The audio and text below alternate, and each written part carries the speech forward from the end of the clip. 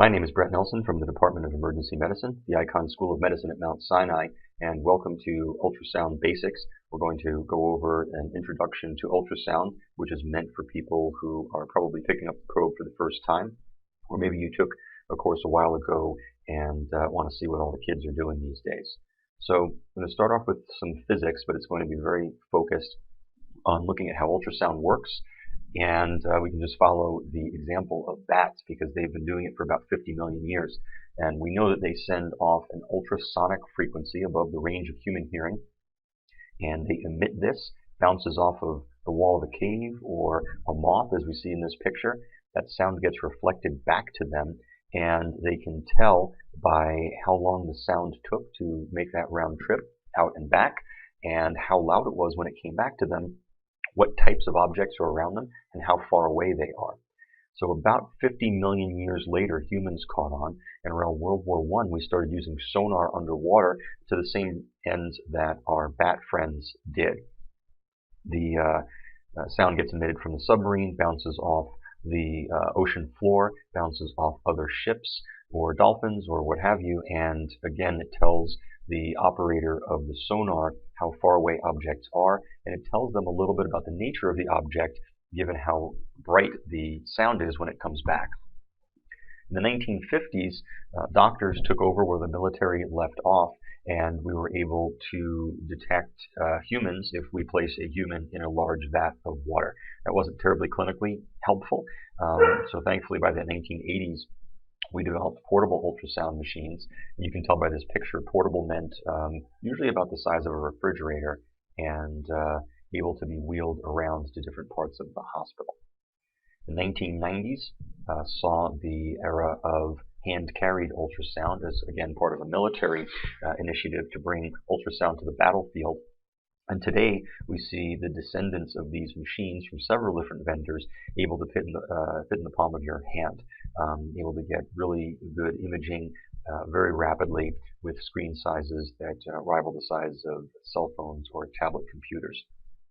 So with this, we've seen ultrasound leave the hallowed halls of radiology and cardiology and obstetrics, who really were the pioneers in the use of ultrasound in medicine, to being used by emergency physicians, intensivists, hospitalists, pediatricians, urologists, ear, nose, and throat, pathologists, and almost every specialty in the United States and around the world are using point-of-care ultrasound to one extent or another. So back to the physics. I should have warned you there was going to be a history lesson there for a minute. We are going to talk about the piezoelectric effect, which is basically how the transducer works.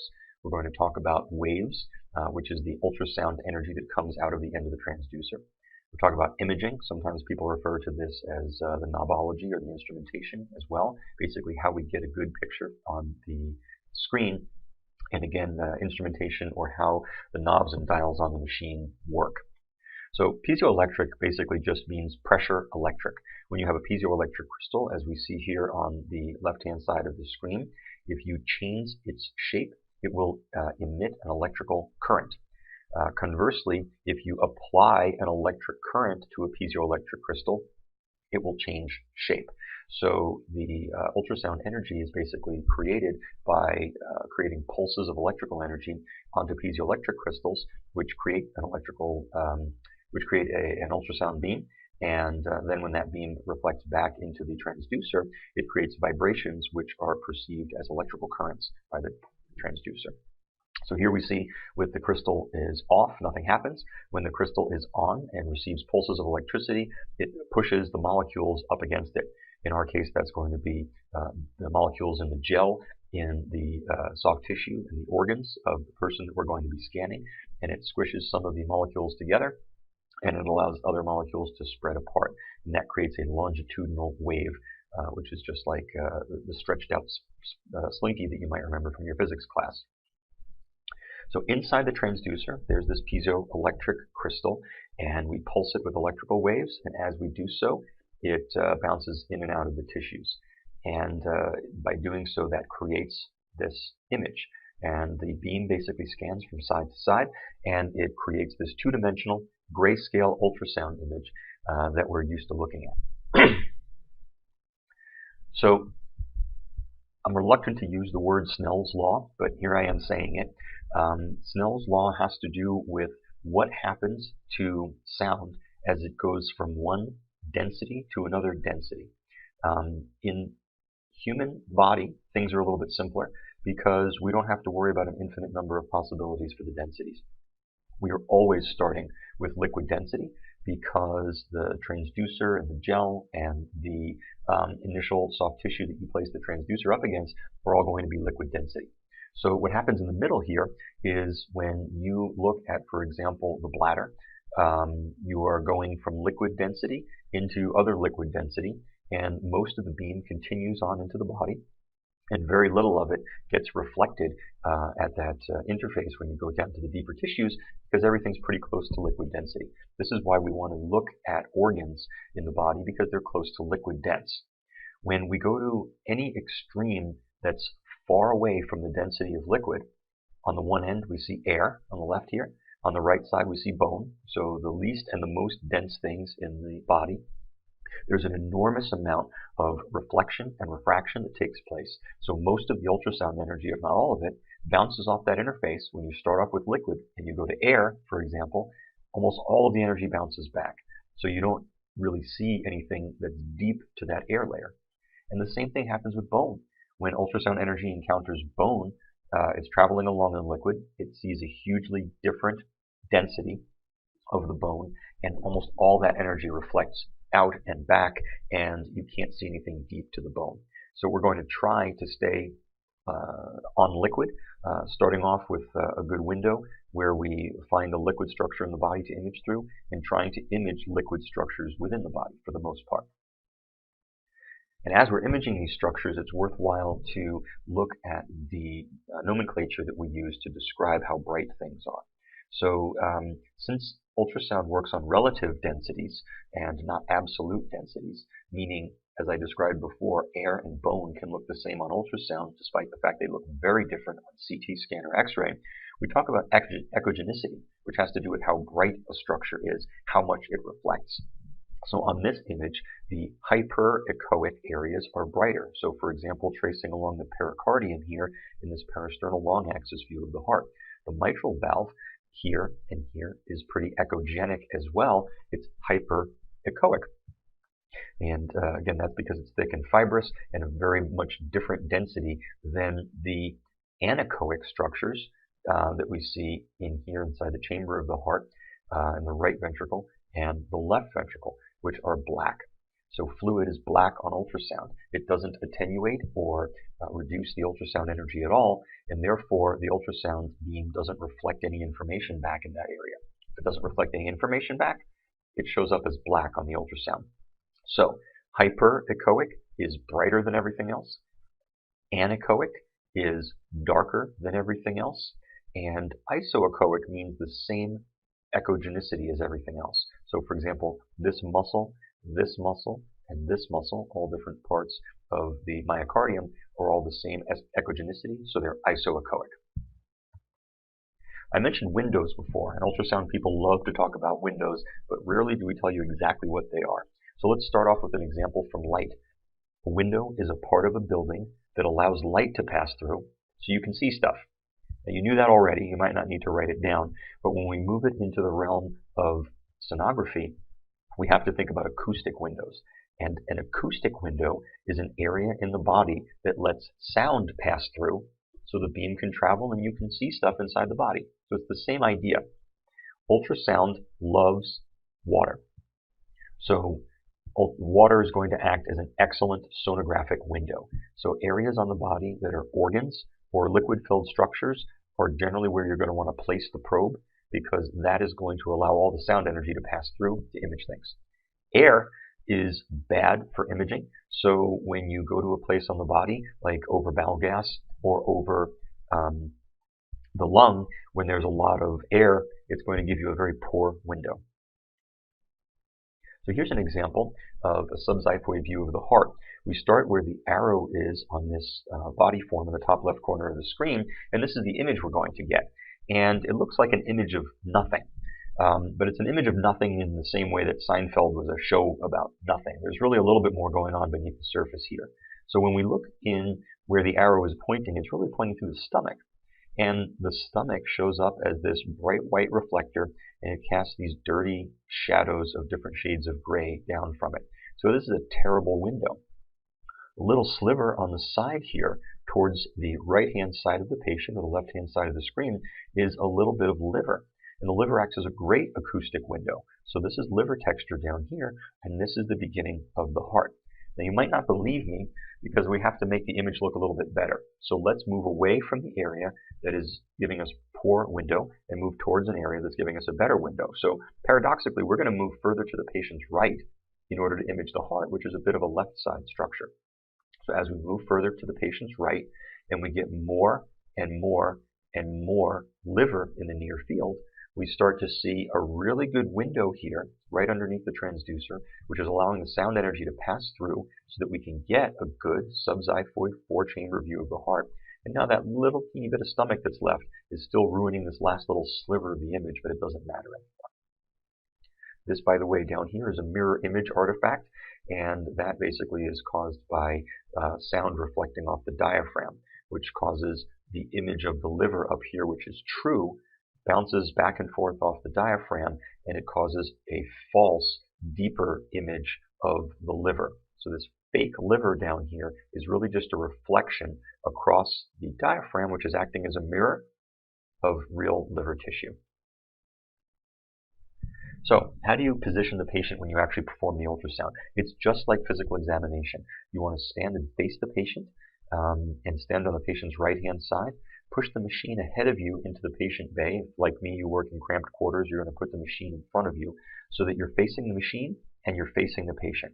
Your right hand then is free to hold the probe, and your left hand can work the buttons on the ultrasound machine.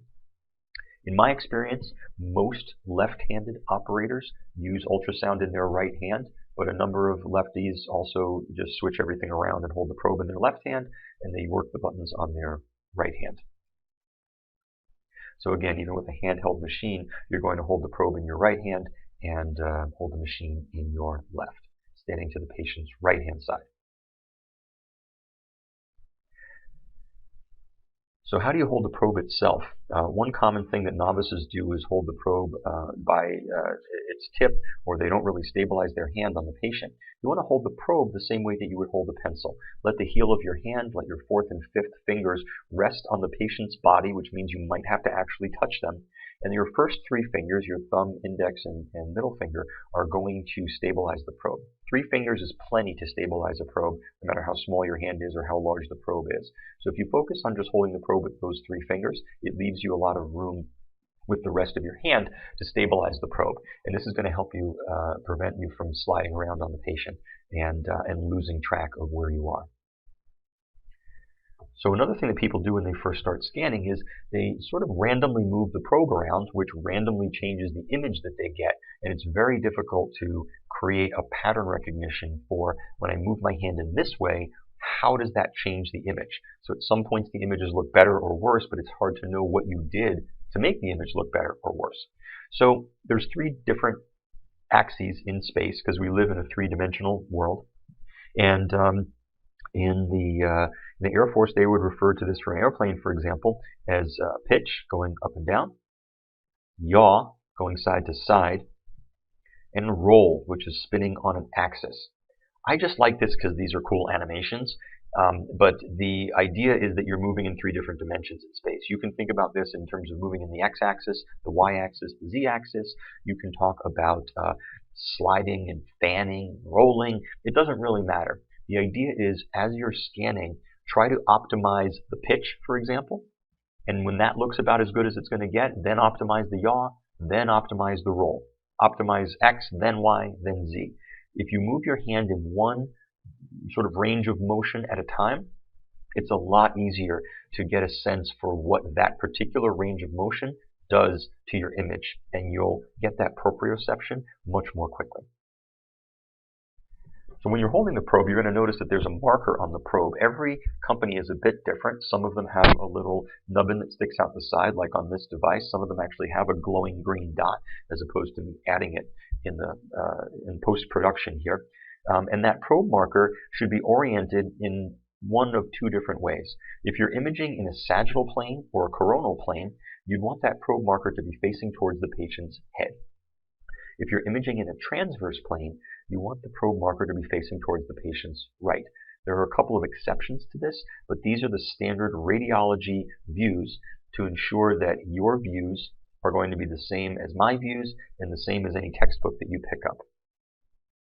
And when you hold the probe with that orientation, so here, for example, we're looking at the abdominal aorta, and we want to look at a sagittal view, so the probe marker is facing up towards the patient's head.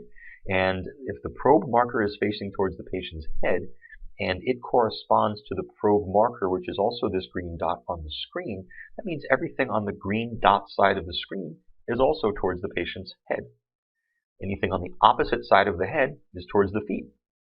The probe is touching the anterior abdomen, so the top of the screen is anterior, and it's shining ultrasound energy into the body. Therefore, everything in the far field on the bottom of the screen is posterior. If you scan in a transverse plane and you hold the probe towards the patient's right-hand side, you'll see that everything on the right-hand side, which is the dot side of the probe marker, corresponds to the dot side of the ultrasound screen. So that means that what you're looking at on the left is the patient's right-hand side. The opposite side is the left side. Again, the part that touches the patient is anterior, and the far field is posterior. This should remind you of the normal orientation of a CT scan image. So most of the time when you're doing a transverse view through the abdomen, you're going to get the same orientation of your slices that a CT scan slice in the axial plane will give you. So let's talk about machine controls now for a minute.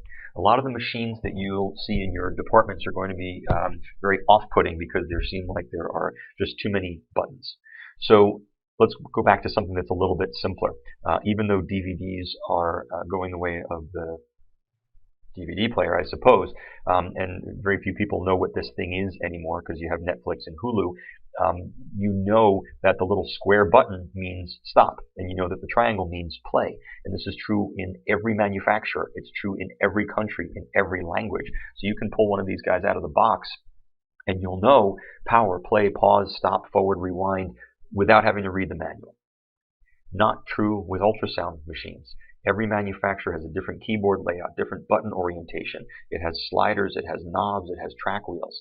So we need to standardize our interpretation of this a little bit because the manufacturers aren't going to standardize the buttons anytime soon.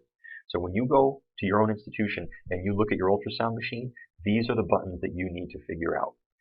Have somebody show you or read the manual. Where's the power button? Which button lets me select a probe? How do I control the gain, the depth? And how do I freeze and save images? How do I store these images for later use? Maybe you'll want to know how to press the print button because you have a printer attached. But the idea is, how do you save the images? So gain is basically the volume knob on the machine. It controls the amplitude of the signal. So on the left, we see the image is too dark. On the right, we see it's too bright. In the middle, it's just right. Just like any good black and white photo, there should be black and white and shades of gray visible in the image. Depth controls how long the machine listens inside the body. The longer it listens, the deeper basically the machine can send that ultrasound energy. So we want to see structures that we're interested in. We want to see them completely, but we don't want to see anything extra. So here, for example, there's an image of liver and kidney. And here it's too small, and there it's too big, and maybe in the middle somewhere here it's just right. So you want to change the depth to the point where you can see the entire structure you're interested in, no more, no less. If you're interested to see how deep you are, in the bottom right-hand corner on almost every machine, there is a total depth. So this machine, for example, goes from 10 centimeters all the way up to about 24 centimeters in depth, and that means that each of these little white dots on the right-hand side of the screen represents 1 centimeter. And again, here on this machine as well, we can see the centimeter marks and a total of the total depth on the bottom. So, with that very rapid introduction to how ultrasound works in general and how you can pick up your machine when you get back to your own institution to scan somebody, let's give you a little something to scan. It's very difficult to decide which things might be your highest yield. In your institution, it might be venous access. It might be looking at pneumothorax. You might have a high yield for DVT studies or looking at first trimester pregnancy. But going across multiple applications used through many different departments throughout the hospital, it's really common that people would want to evaluate a patient, for example, who's short of breath. So we're going to talk about the heart a little bit. We're going to focus just on contractility and effusion, and let's start with that. So there's a couple of different axes that we image the heart through. A long axis, which runs along the long axis of the heart from the atria to the ventricles and out through the tip of the apex. That's in this cyan-colored box here. A short axis is also commonly used to assess cardiac contractility, looking through the ventricles, and that's this yellow plane that we see drawn here. And finally, a four-chamber view, again, very commonly used in cardiology, intensive care, emergency medicine, and other specialties. That's this green plane here, and this cuts through, again, a four-chamber view of the heart where you can see both atria and both ventricles. The cardiology convention, when you're in cardiac mode on the ultrasound machine, is that you're going to have the probe marker, again, either up towards the patient's head or off to the patient's right-hand side. This varies a little bit between ICU, emergency medicine, cardiology, and when you do a hands-on ultrasound experience, you can go over the different conventions with the instructor. So, placing the probe marker towards the patient's right-hand side and the probe itself in the subxiphoid view, we get to see this subxiphoid four-chamber view. This was the same view that we were using before to demonstrate the window. And the window here is the liver. So the fact that I can see a little bit of liver up here in the near field means I'm going to get a good picture of, from anterior to posterior, the right ventricle, the right atrium, the septum, the left ventricle, left atrium, and in a really good four-chamber view, you'll be able to see the tricuspid valve and the mitral valves as well. This is a schematic demonstrating where we're slicing through the heart and a schematic of the chambers that we would normally see. And this is what a normal subxiphoid view should look like. We can see that the heart muscle is beating, contracting towards the center of the chamber pretty well. We see that all four chambers are moving. We can see the border of the heart here, the pericardium, that it's bright white, and that there is no fluid within that pericardial sac. And we can see that the fluid inside the heart is black, as it should be, which means the machine is calibrated well. We see the liver is gray, the inside of the atria and the ventricles are black, and the pericardium is white. So the dynamic range on this image is very good. Another very commonly used view is a parasternal long axis view, holding the probe along the long axis of the heart. And the cardiology orientation would be that you would hold the probe marker up towards the patient's right shoulder. But the plane of the ultrasound beam should be along the long axis, so it extends out towards the apex. And when you do that, you're basically using the chest wall as a window, and you're looking directly down into the RV outflow tract anteriorly. Deep to that, you see the septum. Deep to that, you see the entire left ventricle with the LV outflow tract and the aortic valve, anterior to the mitral valve and the left atrium. And notice this gives you a picture, when you hold the probe marker up towards the patient's right side, it gives you a picture that is opposite in terms of left-right orientation compared to how the patient's oriented in real life. And this is just a consequence of a cardiology convention that started back in the 1970s, where patients used to be imaged from the patient's head. So if you were facing the patient's feet, you would have the patient's left ventricle towards your left side, and therefore on the screen you would have the left ventricle or the apex towards your left side as well. As we grew towards moving towards imaging patients facing them, we kept that convention. So depending on where you then turn your probe, you can take a long axis view that we see pictured on top and rotate into this short axis view, which is through the mitral valve, the left ventricle, and the right ventricle. If you go a bit more apical towards the edge of the heart, you'll see a view of the left ventricle with the papillary muscles, and the right ventricle on top. And if you go towards the base of the heart, or the annulus fibrosus, you'll see a bit of the RV outflow tract here, and the aortic valve, and the left atrium in this view. So depending on what you're looking at, you can slice different short axis views. So let's just take a moment to look at contractility. There are three things we want to focus on for contractility.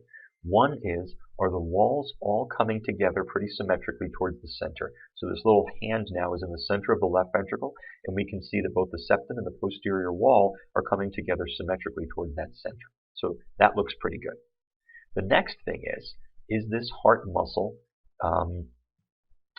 thickening as it contracts? Because there's no difference between septum and bicep or quadriceps muscle in the sense that when it contracts, it should thicken. So we see that every time systole is happening, the muscle is contracting and thickening, and the posterior wall is contracting and thickening. Scar tissue won't do that. So that's another thing to check for. And finally, since we know that the amount of blood coming into the heart during diastole should equal the amount of blood going out of the heart during systole, if we can tell that a bunch of blood is coming into the heart during diastole, then we know that there's a good ejection fraction. One way to look at this is to look at the separation of the septum up here to the anterior leaflet of the mitral valve, which is down here. And we look at the septal separation during the E point of the cardiac cycle, which is the point of atrial kick. So the latter part of diastole, when the mitral valve opens wider, we want to see if the mitral valve gets within a couple of millimeters of the septum. And here, for example, we can see that it's actually touching the septum. So again, E-point septal separation, or EPSS, on its own can be a good marker for ejection fraction. So we're not only looking here to see that there's no pericardial effusion, no blackness outside of the heart within the pericardium. We're looking to see that the ventricle contracts symmetrically towards the center, and that the valve is opening wide open during diastole. So this is a good ejection fraction. We're also looking for effusion. So here, for example, we can see the heart beating in the center of the pericardium, and there's this large black stripe of fluid all around it. This is a pericardial effusion. And we can see, even as the operator here is moving a bit more towards an apical view, we can see that there's fluid surrounding the heart. When that fluid creates enough pressure around the heart, we'll start to see tamponade. And that will create a pressure on the right ventricle, which is a lower pressure ventricle. And we can see that this area here anteriorly, which we should see the ventricle going out and in as it contracts and expands during systole and diastole. And instead, the amount of pressure on it from the outside is forcing it downwards. It's been described by some people as a heavy kid on a trampoline. And here, in this case, it looks like the trampoline is not rising up at all. So we see this large effusion, which you need for tamponade, and also the fact that the right ventricle is almost entirely obliterated by the pressure.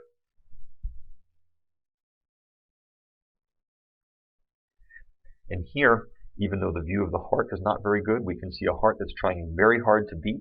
We can see ventricles that aren't opening very well, that aren't able to fill, and we see a very large pericardial effusion. So this subxiphoid view, the heart looks like a little fist trying to contract, and the pressure around the outside of it is just too great. So this is another very flagrant example of tamponade.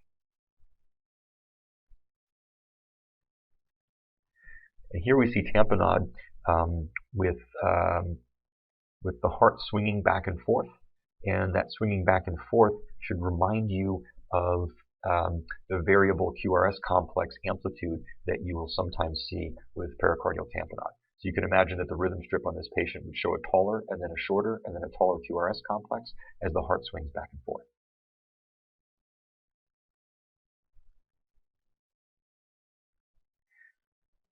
So let's look at another couple of examples of cardiac contractility here.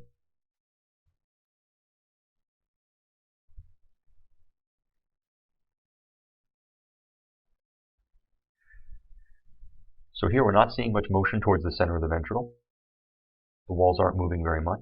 We're seeing almost no thickening with the contractions during systole. And the mitral valve itself here is barely opening. This is the anterior leaflet of the mitral valve. This is the part of the septum that it should be nearly touching. So we see that the E-point septal separation is several centimeters as opposed to being just a few millimeters. So this is very poor contractility that you would see with a patient with congestive heart failure, someone with scarring after myocardial infarction. And here again, we see another heart that looks like it's working pretty hard to beat. And when you look at it at first, it seems like it's doing pretty well. But then you see that the septum here is only sort of moving back and forth. It's not really thickening as it contracts. There's not a lot of organized motion towards the center of the ventricle. And the mitral valve, again, is only getting about halfway in between the posterior wall of the ventricle and the septum. So there's poor E-point septal separation, there's poor concentric contractility, and there's very poor thickening with contraction. So again, another example that might fool the eye at first, showing you poor contractility. In contrast, here we see a hyperdynamic heart. This is a heart that does not have enough fluid to work with in a patient who is probably fluid depleted or might have sepsis. So this patient either has an absolute or a relative volume depletion, and they're going to respond to fluids a lot better than they're going to respond to inotropes or chronotropes. And we can see that the muscles are thickening, there's a lot of movement towards the center, the walls of the ventricle are almost touching each other, and the septum is practically being slapped by the anterior leaflet of the mitral valve here. So this is a patient who, if they've already received some fluids in your initial resuscitation, they need more fluids.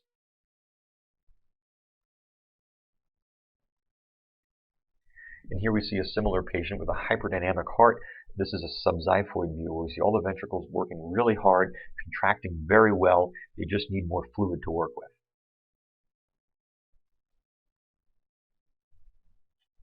So how can we put together a picture of congestive heart failure by looking at the lungs as well? We know what ultrasound, we know what a chest X-ray looks like for pulmonary edema, but there are actually other things that you can see on ultrasound that will give you a sense that there is pulmonary edema. So there's a lot of different ways that people have used to look at the lungs. We can look at zone 1, 2, and 3, which is probably the simplest way to do it because it only means you need to look in 3 different areas on each side of the chest, moving from the sternal border all the way to the anterior axillary line in zone 1.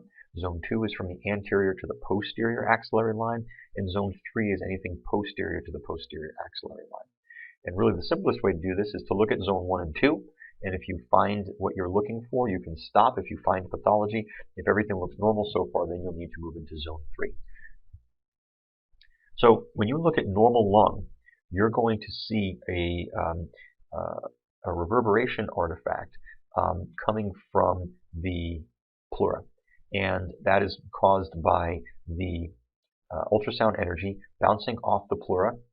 And when it bounces off once, it leads the machine to create a single bright white line here. But it's such a bright reflector here, it's such a bright reflector at the skin, that sometimes the ultrasound energy sometimes bounces twice back and forth. And that will create another bright white line twice as deep. If it bounces back and forth 3 times, 3, that'll lead to a third line, which is again equidistant. So these are referred to as A lines, and they are normal. A lines are horizontal lines. They are parallel to the pleura, and they represent a normal lung interface. In contrast, B lines arise from the pleura. They are laser-like, extend in a bright white line all the way down to the edge of the field, and they represent pulmonary edema. Normal alveoli are very thin-walled and have large air spaces. When there's pulmonary edema, the interlobular septa become edematous, and ultrasound energy can bounce back and forth between the walls here that are basically fluid-filled, and they can create that artifact. So when the pleura is normal, this air interface just creates a back and forth reflection between the skin and the pleura, and again and again and again, and that's what creates these large, widely spaced concentric artifacts.